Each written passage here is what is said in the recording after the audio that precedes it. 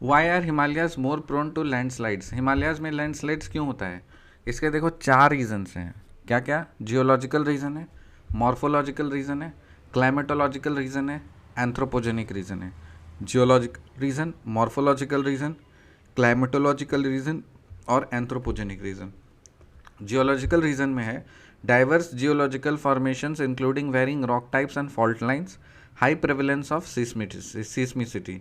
सो जो हिमालयस है उसका जियोलॉजिकल रीजन्स में अगर हम बोलें तो वो डाइवर्स जियोलॉजिकल फॉर्मेशंस है, डाइवर्स जियोलॉजिकल फॉर्मेशन है जिसमें वेरिंग रॉक टाइप्स और फॉल्ट लाइन्स हैं, और इसकी जो सीस्मिसिटी है उसका प्रेवलेंस काफ़ी हाई है। मॉर्फोलॉजिकल रीजन में mountains of unconsolidated sediments of gravel and alluvium particularly the Shivalik region make them unsuitable for construction. So जो mountains है वो unconsolidated sediments of gravel and alluvium particularly the Shivalik region make them unsuitable for construction.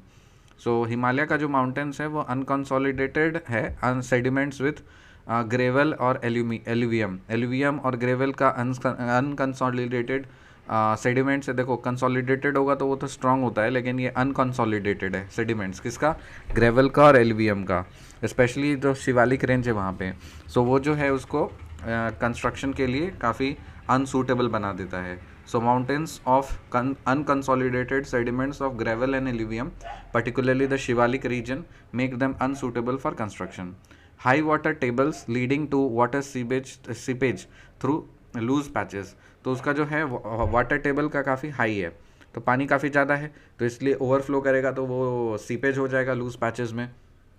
Climatological reason में snow and ice accumulation in and around tunnels, तो tunnels के आसपास जो है ना वो स्नो का और आइस का एक्यूमुलेशन हो जाता है।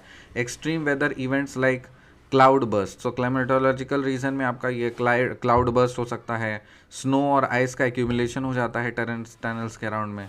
फिर एंथ्रोपोजेनिक रीजन इसका है कि सब ऑप्टिमल डिज़ाइन है और कंस्ट्रक्शन है इंक्लूडिंग इनएडिक्वेट इन्वेस्टिगेशंस, तो जो डिज़ाइन है वो सब ऑप्टिमल है। सो suboptimal design and construction including inadequate investigations, तो इन्वेस्टिगेशंस हमें बहुत ज़्यादा करना पड़ेगा तभी हम प्रॉपर कंक्लूजन तक पहुंच पाएंगे।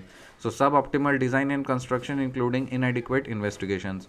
Climate change induced warming leading to thawing of permafrost regions, तो जो climate change induced warming, so climate change के कारण से जो वार्मिंग हो जाती है जैसे ग्लोबल वार्मिंग, तो उसके कारण से परमाफ्रॉस्ट का थॉ हो जाता है, मतलब पिघल जाता है। सो परमाफ्रॉस्ट रीजन का वो थॉविंग हो जाता है। सो देखिए why are Himalayas more prone to landslides? Himalayas ज़्यादा प्रोन है लैंडस्लाइड्स के लिए, क्यों?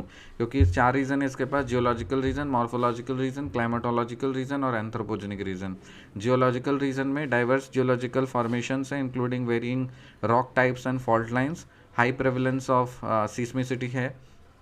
मॉर्फोलॉजिकल रीजन्स में mountains of unconsolidated sediments of gravel and alluvium particularly the Shivalik region make them unsuitable for construction, and high water tables leading to water seepage through loose patches. Climatological region में snow and ice accumulation in and around tunnels, extreme weather events like cloud bursts.